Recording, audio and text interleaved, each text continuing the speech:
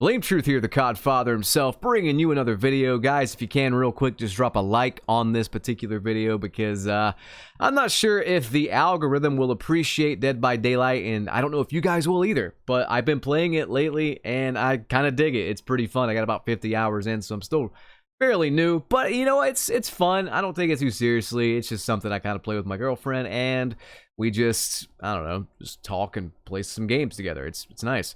But it's not Call of Duty is the point. So if you can help me out, I'd appreciate it. Let me know if you want to see more, of course. So it's been about a week since I made a video. I got really sick.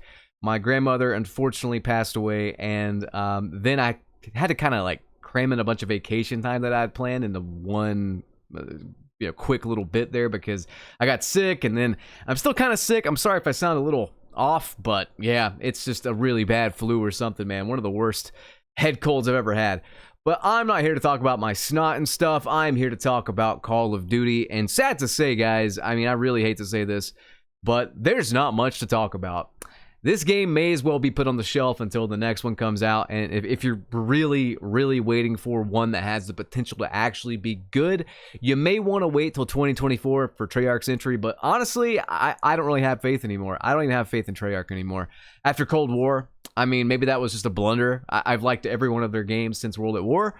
But I don't know, man. Cold War really turned me off of them. So it remains to be seen if it's going to be any good or not. But it's a pretty safe bet just to say Call of Duty is going to continue going downhill. You know, I just don't think it's ever going to be as good as it once was.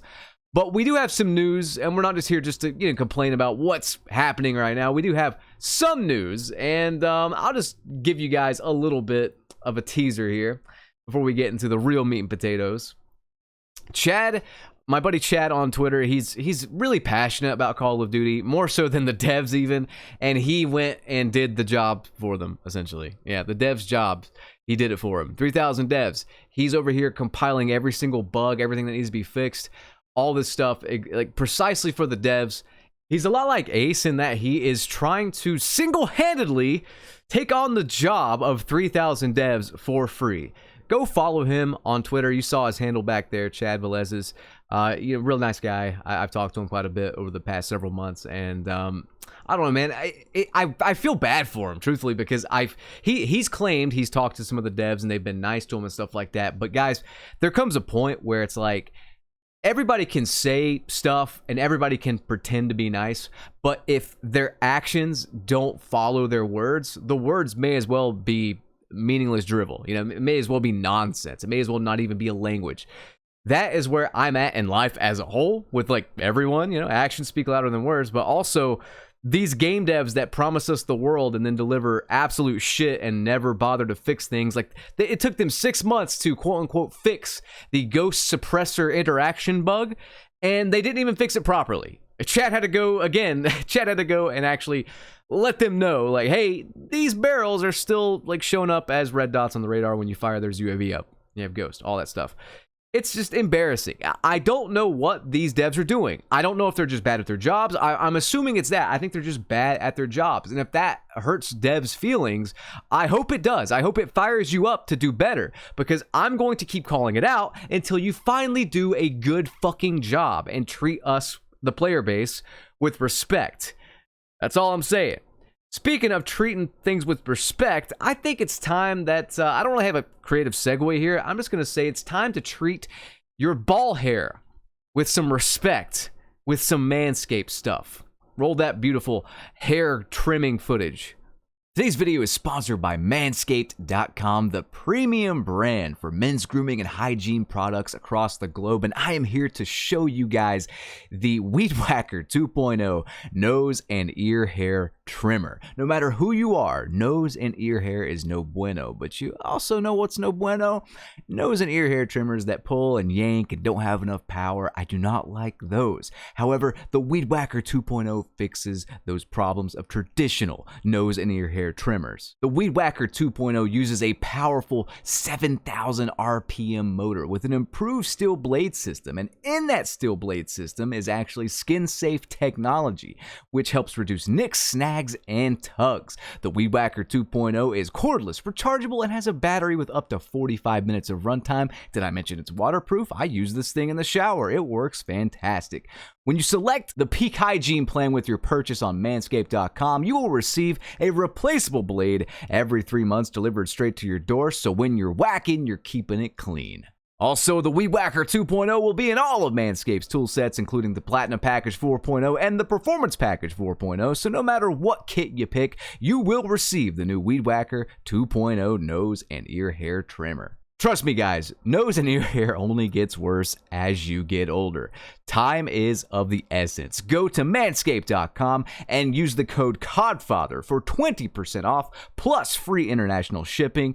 Again, that's CODFATHER for 20% off plus free international shipping. Thank you to Manscaped for keeping my nose and ear hair in check.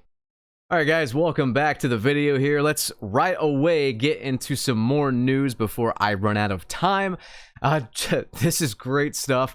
Joe Secott, yeah, Sleepy Joe himself, is set to direct a Modern Warfare movie. And there's the source, as you can see. What? Huh? Joe Secott is a director now, a movie director. You know, it didn't really work for Fred Durst that well, although I do like that movie where John Travolta plays like a really, really autistic man who stalks someone who's actually a jerk to him, and then he's also got a bowl cut.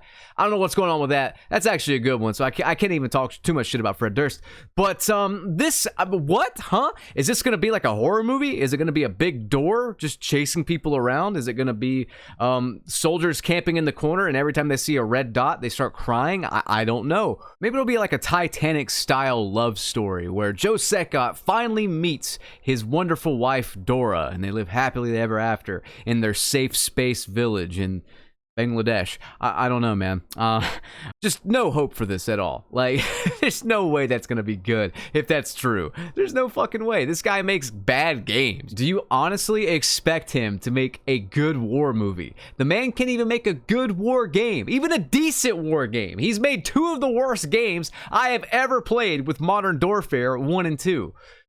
No, there's no fucking way. Like, I don't know. And I do like the actors they get to play. Some of the campaign people, I like Captain Price, his actor.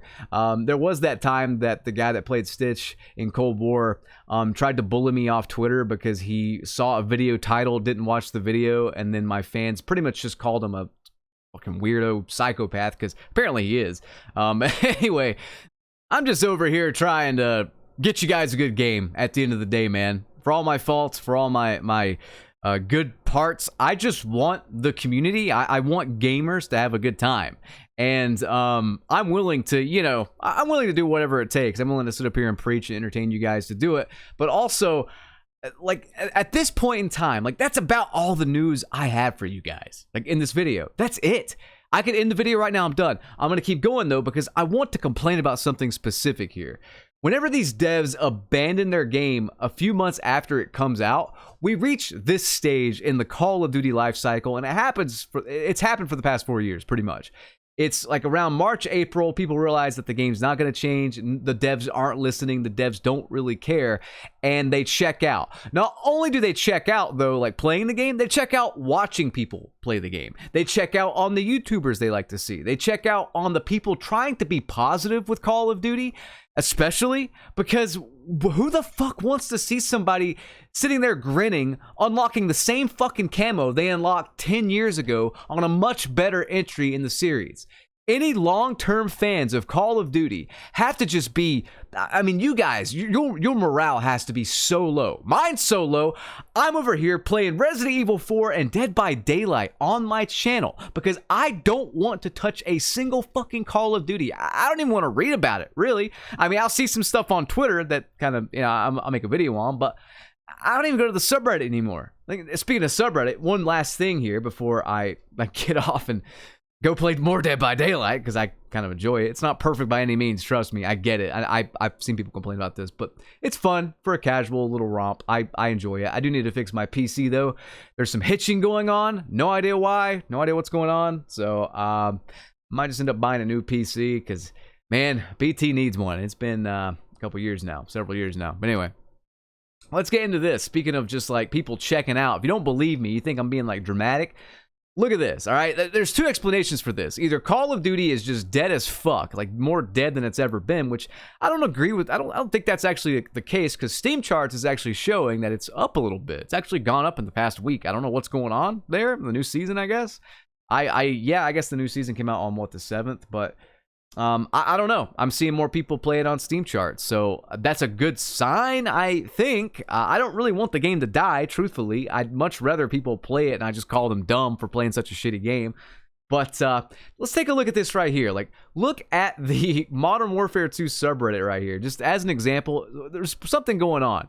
Either so many people have checked out or they've botted their members of the subreddit. One, after Vanguard, they may have, because Vanguard got like no subreddit members. But look at this, 1.5 million members, but only 2.3K online. Just as a comparison, that's Modern Warfare 2 subreddit. Just as a comparison, if you think they're on Warzone or whatever, they're not. They're like the Warzone subreddit. They are doing the same thing over there. 1.4 million members, 1.2K online. And that's the Warzone 2 subreddit as well. But wait, it gets worse. I decided to check out the Dead by Daylight subreddit, which is several years old now. It's not as popular as Call of Duty, I don't think, you know, at least on console and PC combined. I like the Steam charts for it. It's about 20K a day on Steam, so there's that. But again, it's split up just like Call of Duty is, so it's hard to tell. But if you look, they have about a third, roughly a third of the members, but more active users. Wrap your head around that shit. I got nothing, man. Anyway, guys, that's going to do it for me, I guess. I'm sorry for, again, not bringing you a lot of news this video, but there's nothing to fucking cover. Man, I feel like I just need to go to Infinity Ward's Clown Studio and challenge Joe Secott at the Creator Clash. And man, I would love to box Joe Secott. I don't really care about anybody else. Like, I don't really dislike someone enough. I want to punch them in the face as much as Joe Secott right now. So, yeah, man, I would love to do that. Anyway, hope you guys enjoyed this video. Rate, comment, and subscribe. Ring that notification bell. I want to suplex Joe Secott through Jeff Johansson. I will see you guys in the next one. Peace out.